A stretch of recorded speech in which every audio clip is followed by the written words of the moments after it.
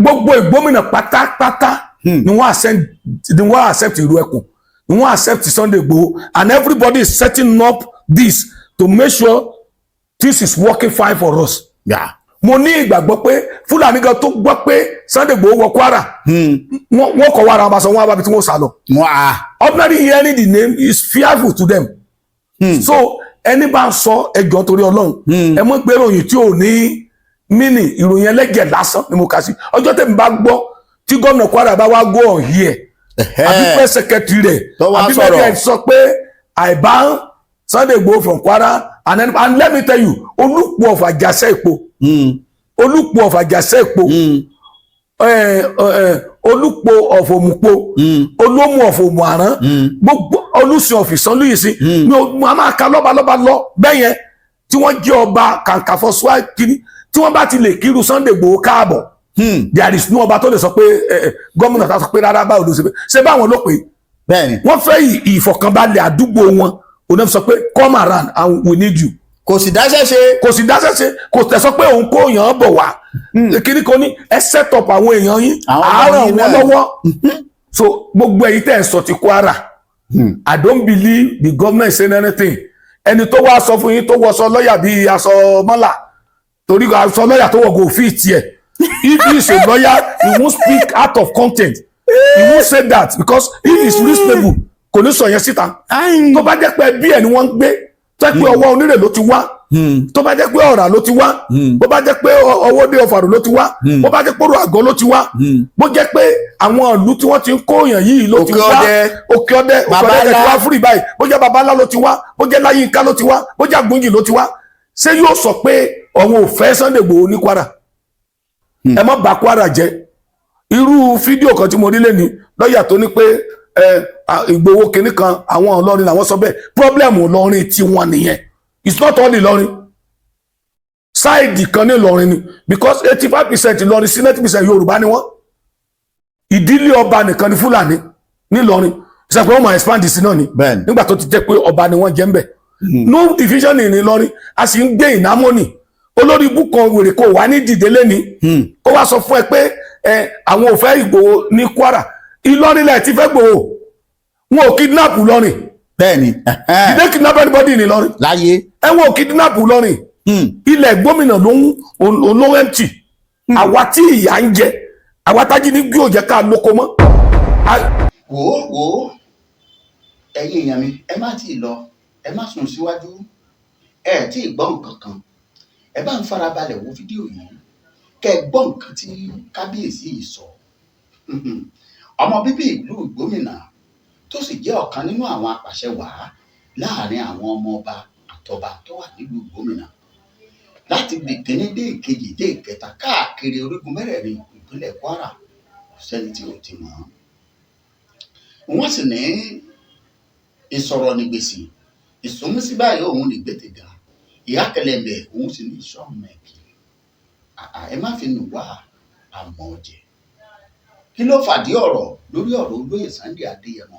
Gbogbo àwọn ọba tó wà nípínlẹ̀ Kwara wọ́n ti fi kó ọ̀já kan ṣọ̀já, wọ́n ti gbà wípé báyìí ló ṣe máa rí, nǹkan báyìí ni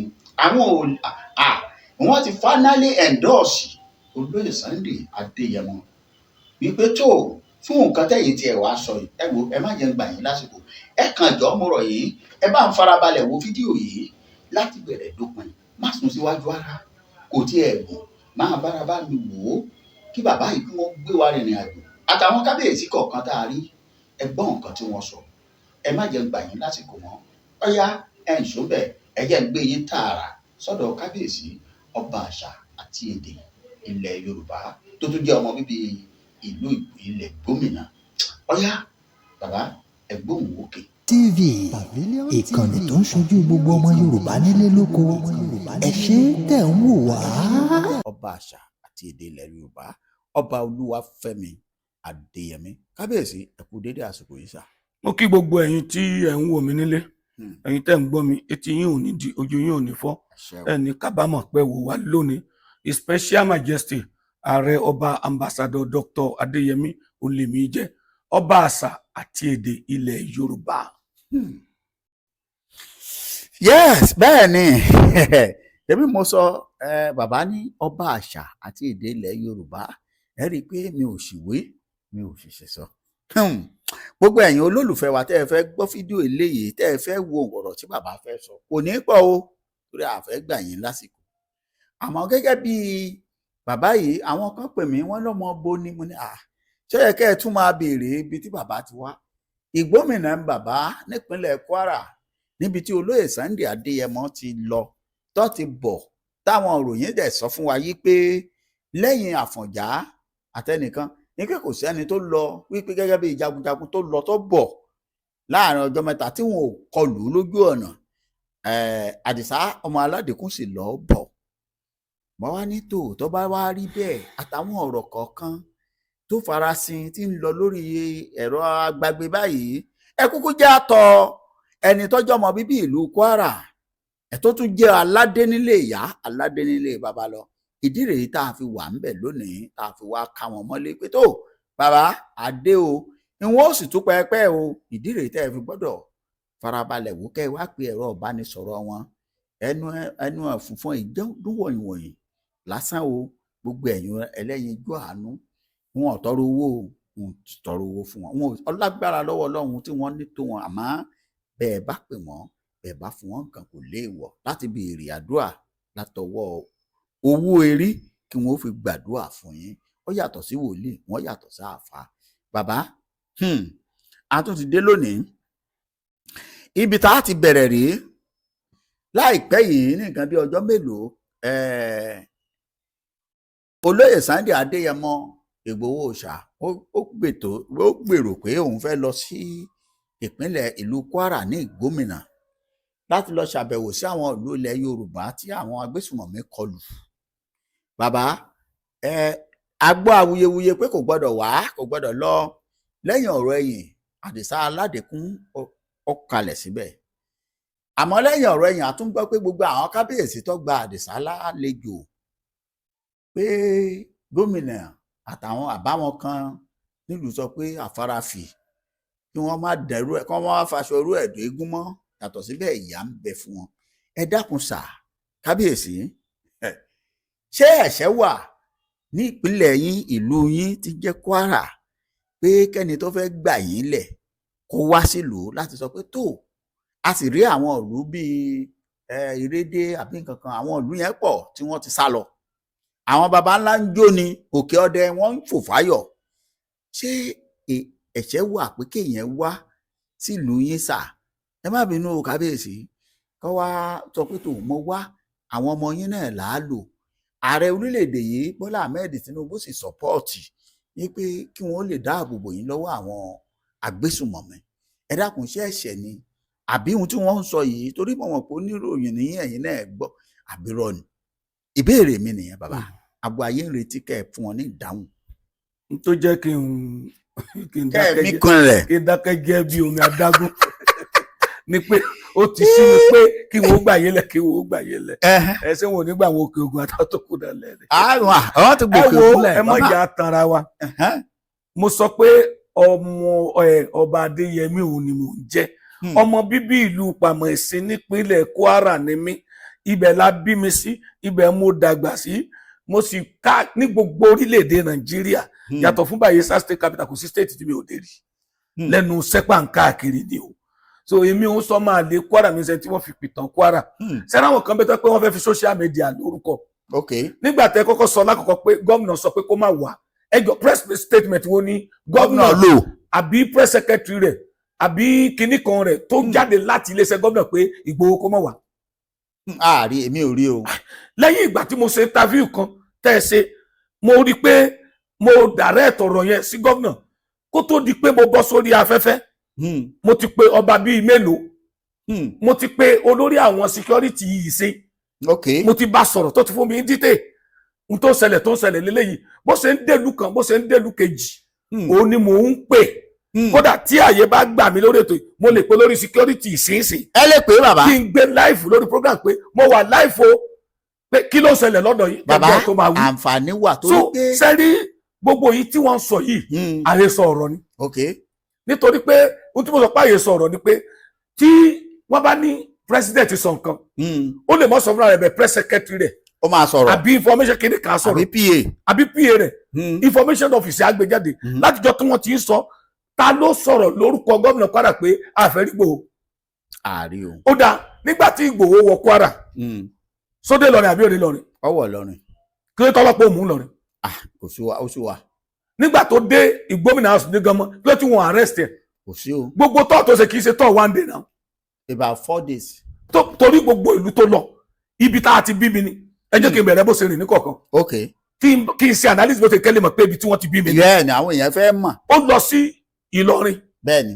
èmi ò mẹ́ni tó bá sọ̀rọ̀ lọrin ok bẹ́ẹ̀ mo rí fídíò bó ṣe ń wọ gáràjì ọ̀fà gbogbo ẹ̀ tó ń wọ kíní tó fi ń padà bẹ́ẹ̀ èmi fẹ́ bẹ̀rẹ̀ láti Ìgbómìnà house ní Ganmọ ẹni tí ò bá mọ Ìlọrin dáadáa after amọ̀yọ̀ ní Ganmọ lẹ́yìn Ganmọ òlẹ̀kan gáràjì ọ̀fà tẹ̀kan Ìlọrin gangan ok so Ganmọ sí Ìlọrin tá a sì ń lọbẹ̀ kẹ́lẹ́ mọ̀ pé Ìlọrin gangan ní Ganmọ ok so ohun tó jẹ́ kí Ìgbómìnà kọ́ Ìgbómìnà house sí Ganmọ ni pé báńdìrì àwa àti Ìlọrin rèé o ok ibi ilẹ̀ Ìgbómìnà dé rèé o ok ìyẹn ní Ganmọ ok ẹ tún bèèrè lọ́dọ̀ èèyàn dáadáa Ìlọrin ní Ganmọ ok so ìyẹn ni pé láti Ganmọ títí ó fi dómú àrán tó fi lọ sí gbogbo ilẹ̀ tó kù Ìgbómìnà ni ok tí ìbá jẹ́ pé kí wàhálà mọ́ sí according to story gáràjì Ọ̀fà gangan òun ló yẹ kí wọ́n kọ́ ilé Ìgbómìnà sí pé ibẹ̀ ni ilẹ̀ Ìgbómìnà dé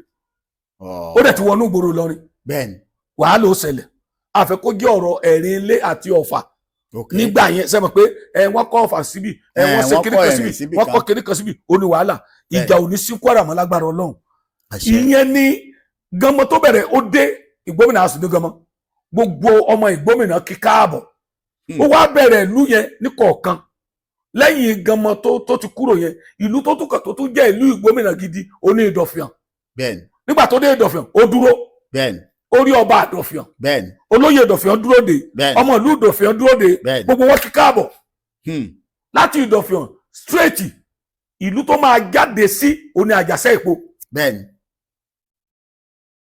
ó dá Àjàṣẹ́ Èpo ó kí wọn ó bá wọn sọ̀rọ̀ ó rí lọ́balọ́ba ó dé Òró ó dé Òkè Onígbín ó dómù Àrán ó dé Sanlú Ìsìn ó wá tún padà lọ sí Ìjàrá Ìsìn dámi pé ó tún wọ inú Ìsìn gangan ó lọ Ìjàrá Ìsìn ó lọ Ọ̀bà ó lọ ọwọ́ Onírè yẹn ni kò séèyàn ń bẹ̀ mọ́ rárá bẹ́ẹ̀ni kódà ọba ọwọ́ Onírè wà ní Ìlọrin tó pé Ìlọrin òun ló ń gbé mo bọ́ ọba tèlú tèmi náà sọ̀rọ̀ kó tó di pé mo go on here Olú of Pàmọ̀sí pé kábíyèsí rìtáyà Air Force officer pé kí ló ń ṣẹlẹ̀ òun wà nílé kò sí wàhálà o òun ṣe padà sáré dé Ìlọrin sí ó dẹ̀ tún padà lọlé ìlú tòrò mo bá Olúkòsì tìlú tèmi gan sọ̀rọ̀ olóyè Sunday mo ní kí ló ń ṣẹlẹ̀ ńlẹ̀ ó ní kò sí wàhálà nobody gave me any information pé ọba sọ pé ẹnìkan sọ pé gómìnà sọ pé nobody told me pé there is a problem. Now ó kúrò ní ọwọ́ Onírè ó gbọdọ̀ Ọ̀rẹ́ lọ ó gbàbẹ̀ lọ sí Òkè Ọdẹ Òkè Ọdẹ gbẹlú wọn gbẹjọ ẹ ti gbàgbé pé Èkó lẹni tó jọba Òkè Ọdẹ ti kúrò. Èkó ni ọmọ gidi ni ó máa tó jẹ́ security ó ti secure Òkè Ọdẹ already bẹ̀rù Sunday Igboho come in it's okay. Even the chief security officer tí mo bá sọ̀rọ̀ Fẹ́mi ó sọ fún mi pé àwọn Àmọ̀tẹ́kùn kí ló kọ àwọn fìjìláńtẹ wọ́n ṣe tiwọn àwọn ẹ̀rù ẹkùn wọ́n ṣe gbogbo àwọn joint task force kódà èyí tí wọ́n lọ ní ọjọ́ kejì tí Ìgbòho dé Kwara Èkìtì side ni wọ́n wà làwọn bandit náà ni wọ́n fẹ́ wọ̀ tí àwọn Kwara wọ́n joint Èkìtì gbogbo ọjọ́ ara wọn tí wọ́n fi lọ combat àwọn bandit bẹ́ẹ̀ it's not everything that be on news kọ́ta jíjẹ́ kí wọ́n mọ̀ pé gbogbo ẹ̀kọ́ ni wọ́n fídíò láéláé tí wọ́n ń gbé síta mọ́là ò kí fídíò bó ṣe ń dúnbù wa Fúlàní ẹjẹ́ ẹ̀yin náà máa ṣe tí kẹ́ máa parí wọn ìjínigbé mélòó lẹ ti ń gbọ́n Kwara mọ́ so tí Sunday Igboho bá decide Ọmọyọ̀sọ́lá bá sọ pé òun wá fẹ́ wá Kwara sí tí àwọn èèyàn ẹ má gbàgbé last interview mi there is no ọba tó nídìí láti gbọ́ authority lọ́dọ̀ gómìnà pé òun fẹ́ dá local vigilante ètò sílẹ̀. àfi tó bá fẹ́ tan rẹ̀. local government chairman ló pẹ̀lú ẹ̀ níṣẹ́ local government vigilante ti wọn náà ṣé láti dé ọdẹ àdúgbò lẹ̀ ṣe bí CDCDA ló máa ṣe ṣé o ní láti lọ bá gómìnà kó láti bọ́ ọdẹ àdúgbò lẹ̀ ni. That is why when things happen we need to be very careful when we are handling it. Àwọn social media influential this social media stupidity ti pọ̀ tẹ́ pé láti gbé news tí ò ní meaning o ni wọ́n ń gbé in order to get followers. Ẹ má bà Kwara jẹ́. Irú fídíò kan tí mo rí lẹ́ni lọ́ọ̀yà tó ní pé Ìgbòho kìíní kan àwọn Ìlọrin làwọn sọ bẹ́ẹ̀ problem Ìlọrin tí wọ́n nìyẹn. It's not all Ìlọrin. Sáìdì kan ní Ìlọrin ni because 85% Ìlọrin sí 90% Yorùbá ni wọ́n. Ìdílé ọba nìkan ni Fúlàní ní Ìlọrin. Ìṣàpẹ́ wọn máa expand sí náà ni. Nígbà tó ti jẹ́ pé ọba ni wọ́n jẹ́ ń bẹ̀. No division ní Ìlọrin a sì ń gbé ìnámọ́nì. Olórí ibú kan wèrè kò wá ní dìde lẹ́ni. Kó wá sọ fún ẹ pé àwọn ò fẹ́ Ìgbòho ní Kwara. Ìlọrin lẹ̀ ti fẹ́ Gbòho. Wọn ò kidnap Ìlọrin. Bẹ́ẹ̀ni. Did they kidnap anybody ní Ìlọrin? Láyé. Wọn ò kidnap Ìlọrin. Ilẹ̀ gómìnà ló empty. Àwa tí ìyà ń jẹ, àwa tájí ní gbé òjẹ́ ká lóko mọ́. I told you something that time. Pé ní ìgbà tẹ́mi wà kékeré, I'm from Pamẹ́sìn. Mo ní ẹbí ní Òkè Abá. Mo ní ẹbí ní Wó. Mo ní ẹbí ní Odò Ọ̀rẹ́. Bí mo ṣe káàyàn àwọn tó mọ̀lú yẹn yóò mọ ríǹgì ní etí wọn. Tí n bá gbọ́lidé, this is about 5-6 kilometres. Kò sí mọ́tò láyé ìgbà yẹn o. Oníwèrè kan sọ níjẹta pé kọ́lọ́n kó dá ayé padà sí ti tẹ́lẹ̀. Mo ló lórí ibú nìyẹn. Ṣé láyé ìgbà tó jẹ́ pé ìlú community márùn-ún pásítọ̀ wa nìkan lórí fòṣù àjẹ́ 1300. Kò dẹ̀ ṣiṣẹ́ àwọn alọ́ba ti ṣiṣẹ́ lágo 5 àárọ̀ lágo 6 àárọ̀. Bó bá ti pẹ́rẹ́ pẹ́pẹ́pẹ́ yóò lò pé ìlú yóò tún padà. Èèyàn mẹ́rin lórí pọ́ mẹ́bàá lè kó ṣe wọ́n.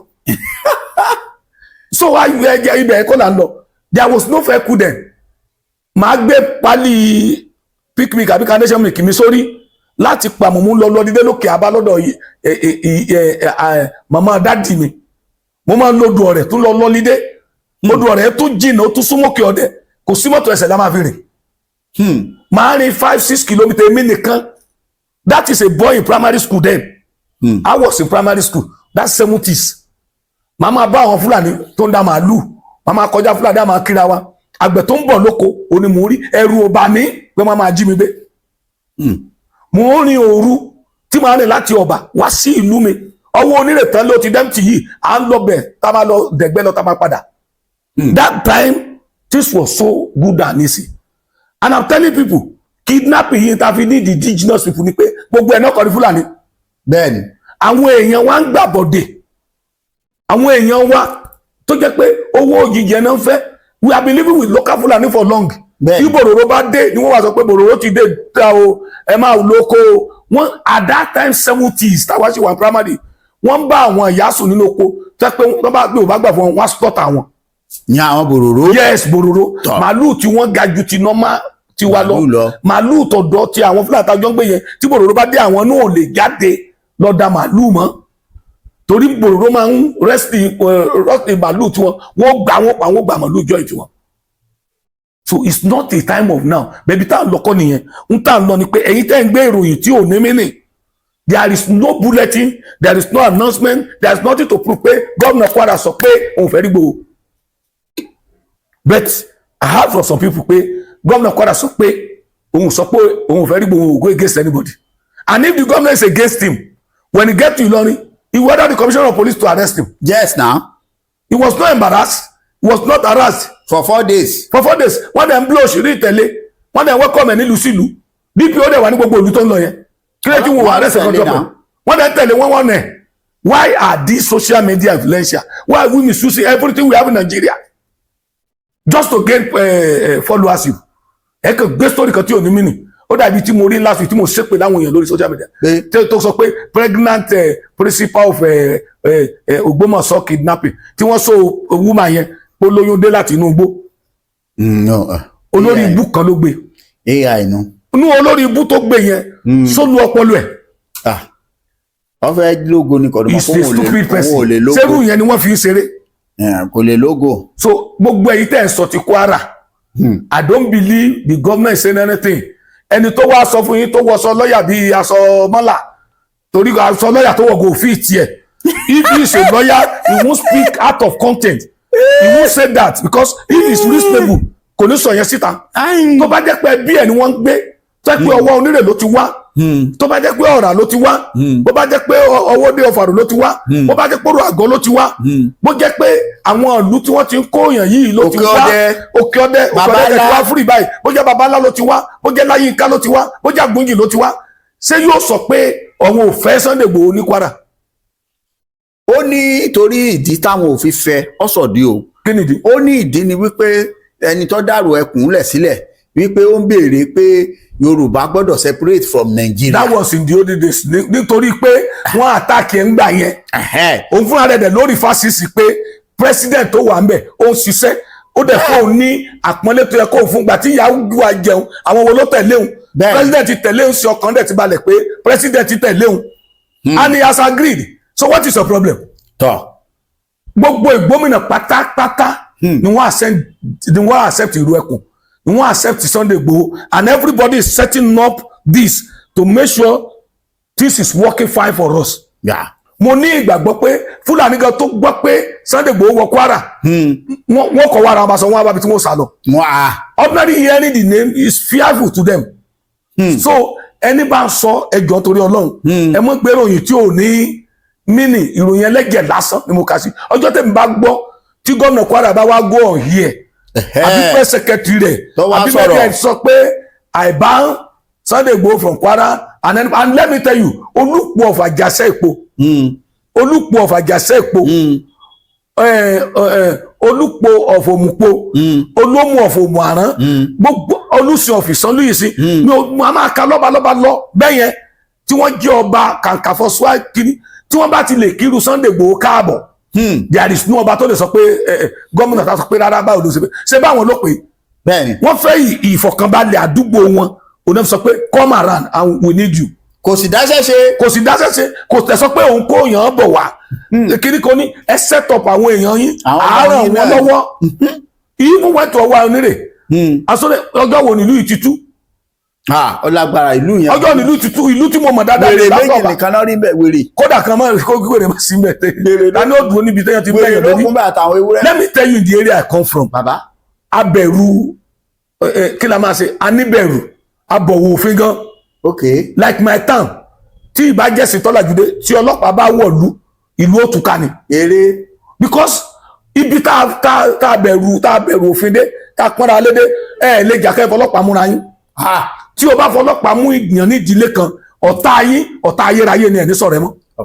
ó ti rán lẹ́wọ̀n ni mo mọ bírọ́dà mi kan ó ti ṣaláìsí bàrà Jacob nítorí pé dírẹ́fà ní Ìlọrin nítorí pé ó wa mọ́tò ní gáràjì ọ̀fà lọ́rin yellow river wá dá dúró torí bàdá yẹn yakura gan ó wá wa yellow river lọ Asadam road ó lu ó wá já síbẹ̀ ọpọlọ rẹ̀ because of illiteracy kò mọ̀ pé yellow river tó ń lù síbẹ̀ tí epo pa ọlọ́mọdé pààyàn kò mọ̀ pé yóò tún padà wá bí iṣẹ́ ọ̀dẹ̀ nígbà odijọ́ kẹta tí ó lóòtù Òmùaran ní station ó ní ẹni tó nà ńlá náà rè náà bá wọn bá lọ tì mọ́ police station mi ò rántí owó yẹn mọ́ owó yẹn tó £1 ó ní wọ́n ní yóò san kó mọ́ bá lẹ̀ wọ́n kó tó wá pe dádì mi sẹ̀ wàá wọ owó yẹn tọ́sẹ̀ bẹ́ẹ̀lì bọ̀dá on the ground pọ́n dìbò kí o kó lẹ́wọ̀n o wọ́n ti mọ́ sẹ́ẹ̀lì ní o wọ́n ti mọ́ sẹ́ẹ̀lì ìròyìn ti lọ sílé pé Jacob ti lẹ̀wọ̀n ọmọ tó fẹ́ wọn ò jẹ́ kó fẹ́ dòní ìrònú yẹn ló pa bàbá yẹn. pé ẹlẹ́wọ̀n ni lọ́fẹ́fẹ́.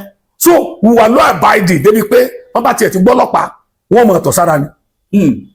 irú àwa tá ti lajú sí tá a mọ̀ pé àní sí wa òbẹ̀tẹ̀ kí ni ọ̀rẹ́ wa lọ́lọ́pàá ó ní different thing mo sọ ti bọ̀dá mi kan bọ̀dá láníyàn gbà yẹn ayé bàtà wa kékeré ni bọ̀dá yẹn lé ó ti àbúrò bọ̀dá láníyàn mo rántí pé ilé wa ni bọ̀dá yẹn jẹ́ ọ̀sọ́jà bó ti kúrò lé àwọn pé ọmọ kúra ló ń jẹ́ ìsọ́jà gbà ọmọ ta ó ti lọ tẹ́nibọ̀dì ògbúrú ẹ̀ mọ́ àjókòó síwájú ilé ìlú lọ́jọ́ yẹn tápẹ́ pálá ní bọ̀dá dé pẹ̀lú 404 àti Land Rover tó tẹ̀lé pẹ̀lú sójà tó gáàdó dọ̀gọ́ ọ̀gá sójà ìlú túká ni ẹni láyà ló dúró lágbájáre oúnjẹ ìsójà ni láyé ẹjọ́ tó jẹ́ kí àwa ìgbómìnà mọ́ gbogbo ilẹ̀ Yorùbá ká lákìdí military and police nìyẹn ọmọ tó bá ti jọ ìsójà ń gbà yẹn ẹbí ọkọ ni. bẹ́ẹ̀ni.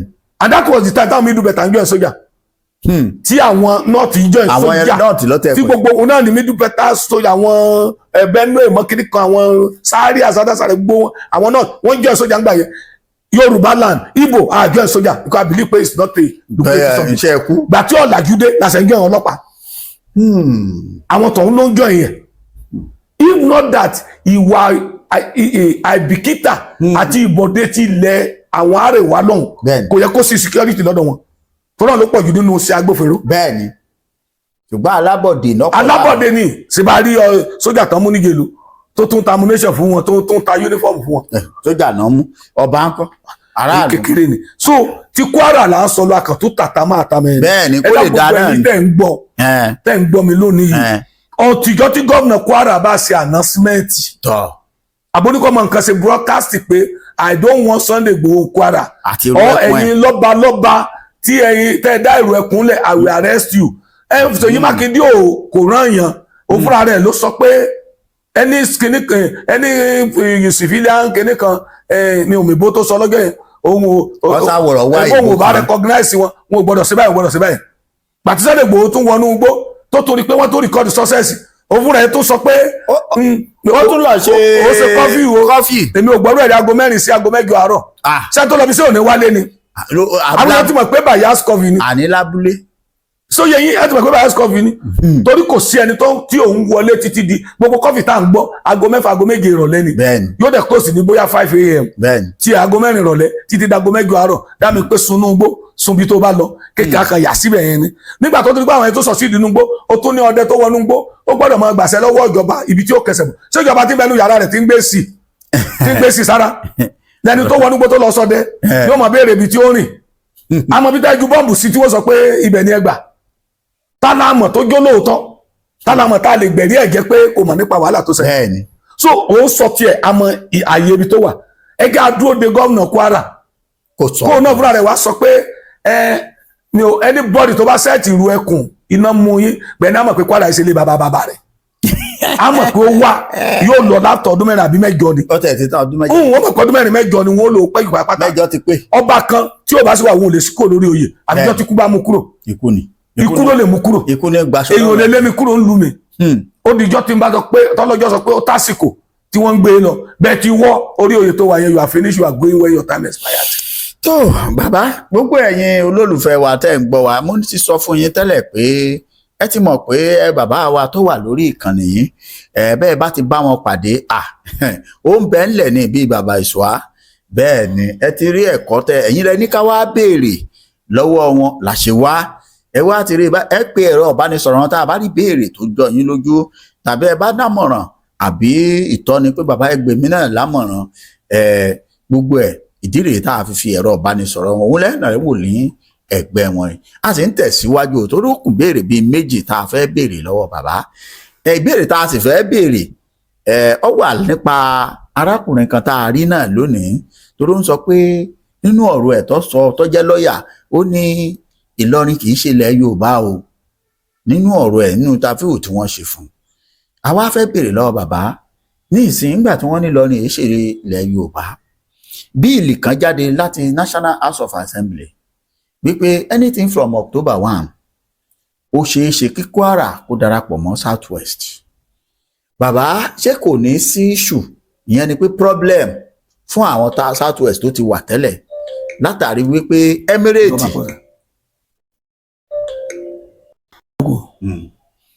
ìbéèrè tí mò ń béèrè kó tó di pé a ní ìdádúró díẹ̀ ṣùgbọ́n òun ni wípé ṣé tí ìjọba bá wá kó ìpínlẹ̀ Kwara pọ̀ mọ́ àwọn ilẹ̀ Yorùbá tó ti wà tẹ́lẹ̀ ṣáà ní kojú ogun Emirate pé káwọn ọba wa kí wọ́n máa dé fìlà àbí kọ́ máa wé síkáàfù àbí bó o ni. mo ti sọ fún yín tẹ́lẹ̀ mo ní lọ́ọ̀yà tó sọ kínní yẹn bóyá ó ṣe gbé Nàìjíríà olùra tán bóyá nìkan tó ń dàbọ̀ ẹ̀ torí mo ti sọ nínú ọ̀rọ̀ tá a kọ́ sọ pé kẹ́tẹ́ ẹ̀ tó béèrè pé 85 to 90% Ìlọrin Yorùbá ni ṣé bẹ́ẹ̀ gbọ́ tán Yorùbá Ìlọrin bẹ̀bẹ̀ pé kí Fúlàní wá ran àwọn lọ́wọ́ kó bá wọn jà ni. àwọn ti change ìtàn. nígbà tó dẹ̀ win ìtàn ó ní àmọ́ ogun tún lè dé ńgbà mí ẹ̀yin ọmọ ogun ẹ máa lọ gbé sáìdì ibì kan ẹnìpá ọmọ ogun bá dẹ̀ ń bá yàn gbé yóò suppress aráàlú bẹ́ẹ̀ni òun náà fi dolórí mọ́ wọn lọ́wọ́ kódà ẹ má jẹ́ sọ̀tọ̀ tí ò dà because ṣẹlẹ̀ nílùú tèmi gan gbé nílùú tá a ti bí mi ó ṣẹlẹ̀ ní mẹ́ni ìlú tó yẹ pé ẹ wò pé oore tí baba ńlá baba yín ṣe lóde bíi ẹ jẹ́ ká mú àwọn kan mọ́ra táwọn èèyàn dẹ̀ jù yín lọ it happens in many places so ẹni kò sí reasonable Ìlọrin person kan tó máa sọ fún yín pé òun kì í ṣe Yorùbá àwọn kílíìgì kékeré kan la sọ fún yín pé àwọn kì í ṣe Yorùbá ẹ understand tí mò ń sọ. bàbá ẹni sùúrù ṣùgbọ́n ó jẹ́ kó yé wa pé àwọn Fúlàní tó ti wà pẹ̀lú wa tipẹ́tipẹ́ Ìlọrin ló ti wá. rárá o the Fulanis are different things entirely wọ́n ń wá irú ìlú tó ti bí mi àwọn Fúlàní ń wá from nowhere wọn ò claim pé àwọn jẹ́ Kwara gan. Zulu ńkọ́. that is kílẹ̀ ṣe bí àwọn tí wọ́n lọ jagun ni. èbí Fúlàní ni. ọlọ́ba Ìlọrin náà. ok. sóye yín. ok. ọba Ìlọrin ìdílé ọba Ìlọrin ni Fúlàní. ok. the real Ìlọrin people they are Yorùbás and up to today they are Yorùbás ṣé bí a rí ọba kan tó jẹ nílọrin tó fi Yorùbá kan jẹ Lawan àbí kí lórúkọ gómìnà yẹn nígbà yẹn tó fi di rí Yorùbá mà bàbá Kàwú àbẹ̀wò tó kọ́ gbà yẹn tí wọ́n tó fi jọba ó kọ́ ẹ pé kò pẹ́ gómìnà yẹn náà ò pẹ́ ń gbà yẹn because of agbára látòkè gbogbo ẹ̀ so yẹ yín but everybody mọ̀ pé the real person if up to now the Yorùbá Ìlọrin are still claiming pé àwọn gbọ́dọ̀ jọba Yorùbá ló ní 80 to 90% Ìlọrin ó ní Yorùbá. bọ̀sọ́ lè ṣẹlẹ̀ ṣá. pé kí Yorùbá padà jọba. ó sì máa jẹ́ àsìkò sì ń bọ̀ àsìkò sí nǹkan tí ò possible. sẹ́ẹ̀rí ó tẹ̀ máa sọ fáwọn èèyàn pé ìjà ò yanjú nǹkan. bẹ́ẹ̀ni. when you started following it àwọn tó jẹ́ ọmọ Yorùbá gidi Ìlọrin àwọn náà ti ń dépò ńlá sí àwọn náà ti ń rí ẹsẹ̀ tilẹ̀. Imagine what happened in Niger State. Let me give you an example. Gómìnà Niger yọ gbogbo àwọn Fúlàní tó jẹ́ community head. Ó fi àwọn ọmọ ìlú gangan sí. Wípé Fúlàní àjòjì ní Niger State. Niger comprises of Nupe, Kamal, kìnìkan àwọn ọ̀rọ̀ kan. So àwọn Fúlàní kan ti take over wọn. Ohun tí yóò ṣẹlẹ̀ rí ní Nàìjíríà ó ti ṣẹlẹ̀ sí. Hausa ti sọ pé àwọn kì í ṣe Hausa Fúlàní. Don't call Hausa Fúlàní again. Hausa is different from Fúlàní. And Fúlàní are dominating them. Mo rí fídíò kan níjẹta online tí àwọn Fúlàní sọ pé àwọn Hausa sọ pé àwọn ni Fúlàní ń pa. Àwọn kì í ṣe Fúlàní. And there are thousands tó sọ pé ta ni ẹ́ Hausa làwọn ò ṣe Fúlàní victimize àwọn. Now Niger is becoming peaceful now because wọ́n yọ gbogbo Fúlàní tó jẹ́ community head. Wọ́n fi aráàlú sí. Wọ́n ní kí wọ́n lọ tọ́jú àwọn ọmọ pa àwọn ọmọ ló ń jiyàn gbé. So yeye if other states can do that in the north there will be peace. Because tí wèrè ò bá ti jó lórí àwọn agbẹ́ wèrè ò lè ráburú ṣe. Bẹ́ẹ̀ni. Bí amúgbó bá jẹ́ olórí ìlú yóò ní rórí. Ìlú ti dojú. Ibi olè bá ti jó lórí ìlú tájìjì àgbàlẹ̀ ti jó lórí ìlú ó máa jìjà àgbàlẹ̀ ó máa jagun lọ ni. Ọjọ́ kan sọ ni tí union bá jẹ kinní kan mú rárá o if he is well trained and know what he is doing kì í ṣe gbogbo wọn but he tẹ́ pé in his life sani sa lù pa ni ajégunjẹrẹ bẹ́ẹ̀ ni ó ṣe máa bá a lọ the responsible one bó bá dé ẹ rí i pé lùgbọ́n ó yàtọ̀ bẹ́ẹ̀ni ẹ gbàgbé ti Ìlọrin ó ṣe Kwara bí Kwara ó dà kí ló tọ́ba jábọ̀ òwe láwà ní ọba bàbá ló mà kí ló tí òwe láwà ní ọba Sàárẹ̀ kí ló tí òwe láwà ní there are a lot of king even in Tapala they don't believe they are Ìlọrin and they are part of Kwara. So Kwara, estimatedly 80 to 90% of Kwara, even 95% are Yorubas. It's only the family of Emir, Sulugambari, that are Muslim. They are no Muslim. They are Fulanis. Sorry. And they are even co-opting other people because of the Yoruba. What you want around? You want around? No pọ̀jù. But nobody should separate Kwara. We belong to the Yorubas. Even going the new dimensions, and if you are not. In normal ramification the Niger ti pín wa kúrò ní north. Bẹ́ẹ̀ni. Why must you jump from the river? Wọ́n ní bí náà bá lé awo kò lè gòkè odò. So báwo ló fẹ́ mú yàn láti orí omi bọ́ sí kìnìkan? Many of the states, many of the town, omi ni bá ń di wọn náà. Tí wá ṣe máa yàtọ̀ tẹ́sọ̀ pé ẹ̀yìn omi ẹ wá lókè ọ̀yà ni wá. So Kwara ó súnmọ́ Niger. Abájọ tí ogun àwọn ajínigbé fi balẹ̀ sí Kwara. Bẹ́ẹ̀ni because omi ló là wá láàrin níbòmí. Okay. Ibòmí wà tí omi ò là wá láàrin. ó yẹ yín tó pé wọ́n lè rí wọ̀ but as at today ìsàlẹ̀ Ọya ni wà kí n ṣe òkè Ọya. bẹ́ẹ̀ni. you shouldn't put us to be a middle kìnìún. ẹ dúpẹ́ lọ́wọ́ ààrẹ Bọ́lá Ahmed Tinubu. so èmi ní ìgbàgbọ́ ní Ọlọ́run pé gbogbo tó ń lọ yìí kí Nàìjíríà ó lè dání sẹ́ni àwọn kan tí ò ní ọpọlọ tí gbogbo tí ààrẹ ń ṣe lọ́wọ́ sí wọ́n máa takò ọlọ́pọlọ ni àwọn referendum tí wọ́n ti ṣe white paper kìnìkan àbúrò kìnìkan tí gbogbo àwọn Jonathan ló organize kan Ọbásanjọ́ organize kan ayé Abdulsalam wọn organize kan kò sí ẹni tó bold láti lè ṣe nǹkan tí wọ́n sọ nínú white paper yẹn ohun tó lè sọ yẹn ló lè jẹ́ kí Nàìjíríà ò lórí irú ẹ̀ ní local government autonomy irú ẹ̀ ní state police irú ẹ̀ ní removal of subsidy irú ẹ̀ ní forest kìíní òun tẹ̀lé tí wọ́n sọ nínú paper yẹn. bẹ́ẹ̀ni.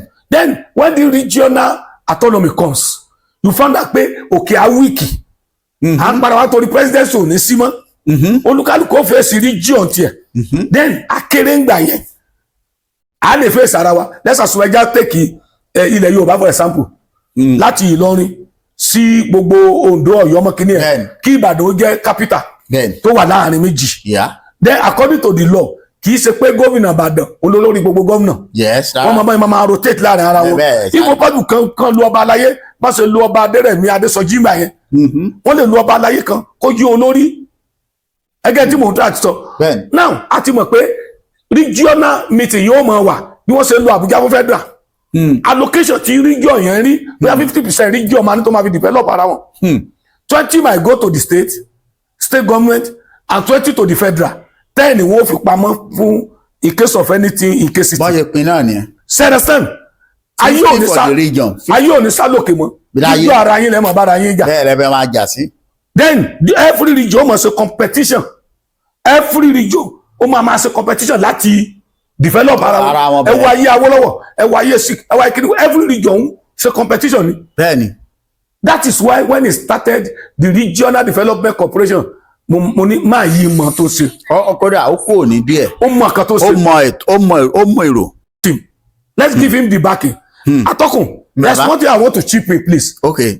nínú gbogbo head of state president àti ní èmi ò tún rí president tó ní confidence bíi ààrẹ Bọ́lá Ahmed Tinubu tí ó sọ pé ẹ lọ bá gómìnà yín ìlọ́po 3 àti jù bẹ́ẹ̀ lọ lówó tí wọ́n ń gbà ń sìn ẹ lọ bá local government chairman yín tí wọn ò sì jiyàn wọ́n ti gbó ààrẹ tí ìrí gómìnà kan láti 3 years tó jiyàn nípò alẹ́ sọ títí ò sí nínú ẹgbẹ́ ó sì sọ pé ẹ máa kan sára fún ààrẹ Bọ́lá Ahmed Tinubu then látijọ́ tó ti dórí oyè yẹn ẹ sọ state kan tí òṣìṣẹ́ ti strike pé àrò oṣù gbà. ń bo wọn ò sí. then if the governor are collecting billions kí ló tára àdúgbò ògbó gómìnà wọn pé bó ní billion yẹn wà. tí local government bá gba 300-400 million ẹ jẹ́ ká béèrè bó ní millions yẹn wà. tí ọkọ bá lè ní agbára láti máa ra foodstuff sílé láti máa fún ìyàwó lówó oúnjẹ regular láti máa kówó school lẹ̀ wọ́n wá lé ọmọ school fowó school. ọyẹ ó béèrè lọ́wọ́ ìyàwó tó kún yẹ pé owó yẹn dà. ṣó ò sínwín. let's not be very realistic. This man has that good confidence pé èmi ò follow gbogbo tí ó mú Nàìjíríà dá. And God will help him. àmín. Lákòótán bàbá nítorí ìjọba àsìkò ẹ ti gbìyànjú ní káàkiri ìfẹ́lẹ́ yìí ṣe lọ lórí ọ̀rọ̀ state police àǹfààní wo ló máa fún wa ení èjì àwọn kan sọ pé tí wọ́n bá máa bẹ̀rẹ̀ state police nílẹ̀ Yorùbá bí irú àwọn ẹgbẹ́ tó ti wà ńlẹ̀ tẹ́lẹ̀ bí OPC ló yẹ kí wọ́n kó sí àbí àwọn Àmọ̀tẹ́kùn. Sẹ́rí state police is a very good development. Okay. Very good development. Àmọ́ bẹ́ẹ̀ sà. Ní èmi ní àdúgbò mi ní àdúgbò ẹ̀ wọn ò lè lé ọmọ ẹ̀ ará tó lè lé ọmọ ẹ̀ wọnú ilé kan mọ yàrá tó wọ̀. Láyé. Ó mọ yàrá tó jáde ó mọ ọ̀nà àbáyọ. Bẹ́ẹ̀ tó bá di state police but I want to advise the governor especially Lagos state because that is the most difficult state tá a ní. Àwọn ni. Mo fi Ọlọ́run ọba bẹ̀yìn Lagos state mo tún fi Ọlọ́run ọba bẹ̀yìn lẹ́ẹ̀kan sí Lagos state mo tún fi Ọlọ́run ọba bẹ̀yìn lẹ́ẹ̀kan sí Lagos state mo fi Ọlọ́run ọba bẹ̀yìn lẹ́ẹ̀kan sí ẹ má gba àtọ̀rìnrìn wá sí state police yín o ẹ má gba Nasuku Nasi ẹ má gba Sunday Òṣìbọ kìnìkan ẹ má gba Muhammed Shehu ẹ gba Akíndàrẹ Akíntọ̀mí wá kó dẹ̀ sọ pé original ọmọ Yorùbá ni ẹ má gba non Yorùbá sí state police ni wọ́n pè sí state police ẹjọ́ lọ́lú ẹ̀ lọ́jẹ́ police tiẹ̀ mo like development àwọn olóṣèlú of recent. When you are not an ADG you don't contest for any position because ìlú tiẹ̀ ni wọ́n sọ pé kan wá sojú èdè tiẹ̀ wọ́n ní kan wá sojú. State police yàtọ̀ tí ẹ bá convert neighborhood sí state police á ní problem. Torí Hausa wà nù neighborhood Igbo wà nù neighborhood wọ́n lè yọ wọn. ìwọ yọ kíni. neighborhood sì lè wá. ẹ máa gbọ́ tí mo sọ lọ. ok. irú Àmọ̀tẹ́kùn ni mi ò believe pé náà ìdíje wà ń bẹ̀. irọ́. ó dà pé pure Yorùbá ló wà ní Àmọ̀tẹ́kùn. pure làwọn yẹn. bóyá tẹ́ máa ṣe ni pé ẹ bá fẹ́ convert neighborhood abẹ́fẹ́ convert kí ló kàn àwọn káyà àbí kinní kan sí LSCG kinní kan èkó náà la ní problem. sí ilé state police ẹ screen wọn kẹ́pọ̀ original Yorùbá ló wọ state police. Tí ọmọ ẹ̀gàn bá lé ẹ̀gàn wọlé yóò mọ̀ tẹ́gọ̀ tí bọ́ọ̀dì síta. bẹ́ẹ̀ni. Tí ọmọ Mùṣí bá lé Mùṣí wọlé ọmọ kọ́nà Mùṣí. tí ọ̀là ọ̀dọ́ ẹ̀bùrú ẹ̀. Mo ti gbé Mùṣí Èkó ni wọ́n bí mi sí mo gbọ́ Yorùbá láyé kò sí bó ṣe ṣètò tí àtọ̀rìn wo ò ní gbàbọ̀dẹ̀. bẹ́ẹ̀ni kò sọ́gbọ́n. Ní ilẹ̀ Haúsá ẹ lè sọ pé ẹ lọ bá àǹfà kan tó jẹ́ Haúsá kẹwàá mọ ọmọ Haúsá pé kó bá yín fi ṣe ṣáájò kò ní ṣe o. Bí ọmọ mọ́là bá gbé Yorùbá gbogbo lọ lé babaláwo Yorùbá yóò lò fún. lẹ́sẹ̀kẹsẹ̀. Bí gbogbo ọmọ Yorùbá àní mo ní story pé àwọn òdúró nígbà ayé OPC Gani Adams nígbà yẹn ní area Gafaru Street ní Kọ̀tún wọ́n dẹ̀ wúmà Yorùbá kan ọmọ Ìjẹ̀bú ó fẹ́ Ìgbò Ọlọ́run kan wúmà ẹlé ó dẹ̀ ra lè ó kọ́lé ó dẹ̀ sọ fọ́kọ ẹ̀ pé òun kọ́lé ìjọ tó mọ́kọ ẹ̀ débẹ̀ ọkọ ẹ̀ lọ fi OPC gbé ìyàwó ẹ̀ pé kí wọ́n gba lé yẹn fóun nítorí pé kò ní láti àtikọ́lé London OPC dẹ̀ àwọn OPC dẹ̀ bù wúmà yẹn lẹ̀ Yorùbá ní wúmà yẹn o. wọ́n dẹ̀ gbalẹ̀. náà bá pè mí nígbà táwọn ṣe ó ṣẹlẹ̀ pẹ̀lú Ọbádé Yẹmí náà bá pè mí mo bá débẹ̀ bàbá mi ní ẹ̀yà wèrè ni. abẹ́ ìsinmi ṣé Bakassi boy ní ilẹ̀ Ìgbò ó lè ní Yorùbá lè ní kó lọ mú Ìgbò ìyàwó mi. wọ́n ti gbowó ògógóró. àbí àwọn ọmọ Kánò Yádàbà wọn lè lọ mú kíní ni mo ní ẹ̀yà wèrè Ìgbò rí kẹ lọ bá mú Yorùbá ojú owó rẹ̀ ó kọ́lé ẹ̀dẹ̀ ní ṣọ́ọ̀bù yá ìpè Ọlọ́run fún ṣe olówó ni olóralẹ̀ fúnra rẹ̀ ló kọ́lé ó dẹ̀ mọ́ kọlọ́bẹ̀ ṣé àṣewà mẹ́rin nínú ọkọ̀ ìbádùn sí kó gbà kó máa gbélé ẹ̀ lọ́kọ̀ kọ́ra wọn. wọ́n pín gàrí wọn. My friend leave this woman let her go bí mo yẹ free woman yẹn gbà yẹn ni. tán bá fi sí state police ṣé ẹsẹ̀ gbò ní pé ọmọ wọn tó wà state police pé go and do that one for me.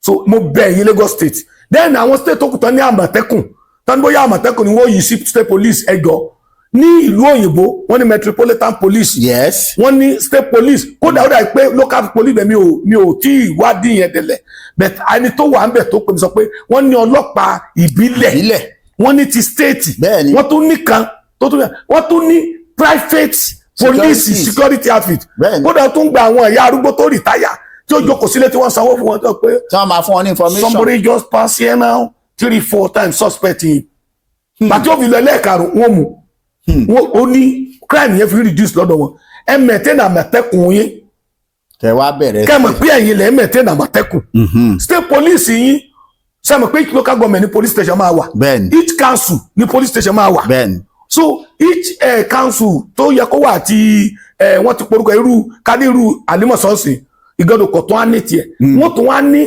police post káàkiri ní gbogbo àwọn ibi tí wọ́n ti ní councillors kí náà pé ṣé council ni wọ́n gbà kiri council area yẹn wọ́n tún ní police post níbẹ̀ so that tó bá tiẹ̀ wà ládùúgbò sọ pé police olóṣèlú ló ìbọn ẹ sọ pé tó bá ti pé 911 láàrin 1 minute ọlọ́pàá débẹ̀ because ní local area ọlọ́pàá wà very near bẹ́ẹ̀ni.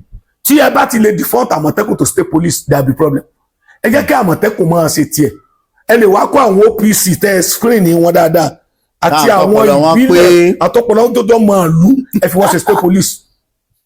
tí o ti mú gógóró kọjá tí o ti so you will have to screen it because ìtú mo sọ lé ní pé òfin wà ní under state police pé tí state governor bá sí lò àbí kò ní agbára àti maintain ẹ̀ mọ́ the federal police that is the commissioner in the state only right láti take over authority. Then that means you Àmọ̀tẹ́kùn useless tó bá ti di pé ọlọ́pàá ó padà gbà so you Àmọ̀tẹ́kùn is the one you control and they are performing well now. So ẹ jẹ́ kí ọlọ́pàá tí ó jáde sí kó jẹ́ ní wọn ẹ rí pé security ó bí sí gan. káwọn náà wá make sure pé àwọn Àmọ̀tẹ́kùn yìí wọ́n empower wọn bí wọ́n ṣe fẹ́ empower wọn mo rí ìbọn kan lọ́wọ́ Àmọ̀tẹ́kùn ní Ondo nígbà tí mo rí fídíò kan. It was normal AK-47 tó ó dàbí pé Ondo nìkan ló ṣe o. So let other state do it. àwọn yòókù ò ṣe. ẹ fún wọn ní ìbọn gidi.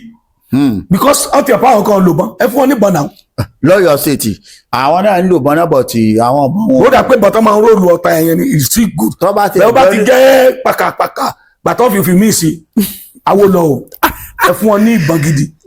kíkù wọn kí wọ́n wà òkè. kí wọ́n wà òkè kẹ́kọ́ mọ́tò fún ẹ̀kọ́ kadà kẹ́kọ́ wọ́n tiẹ̀ Ọ̀yọ́ tẹ̀ try lórí mọ́tò. kẹ́kọ́ pẹ̀lú Ọ̀yọ́ try lórí mọ́tò.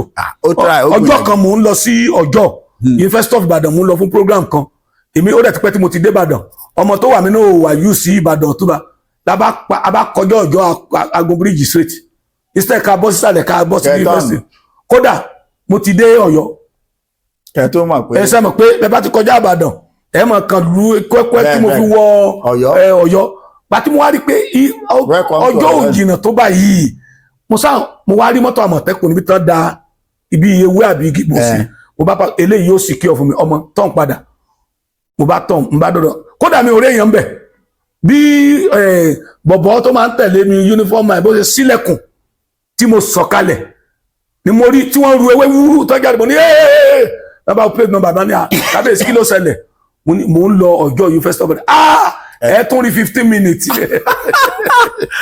bó ṣe dìde làwọn kan tún dìde níbi kan mẹ́ immediately ta tún lọ làwọn rí mọ́tò bá ní so wọ́n try lọ́yọ̀ yẹn and most of the places where they have Àmọ̀tẹ́kùn they are performing so if you salute them dissolve them and now put them state police ẹ ti fún wọn ní another something ẹ jẹ́ kí wọ́n maintain tiwọn kágbára ẹ máa lọ kẹlòmíì máa bá state police. tó ẹ̀yin ìyẹn wa nínú ilé adúpẹ́ lọ́wọ́ bàbá wa ọba àṣà àti èdè ilẹ̀ Yorùbá ọba Adéyẹmí Olúwafẹ́mi tí wọ́n jẹ́ ọmọ bíbí ìpínlẹ̀ Kwara ní Ìgbómìnà lọ́hùn-ún bàbá ti ṣàlàyé ohun gbogbo bó ti yẹ kó rí fún wa ẹ̀rọ ìbánisọ̀rọ̀ wọn náà ní kẹ́ ẹ pè kúmi nílò àtúnwé asánmọ́ lórí ìbéèrè àbóhun tí ó bá ròyìn lójú kí wọn ó túbọ̀ ṣàlàyé fún yín títí ìgbà míì tẹ́tù láǹfààní àti bá wọn pàdé lórí ìkànnì yìí mo sọ fún yín lórúkọ Olúwa pé ó dàbọ̀.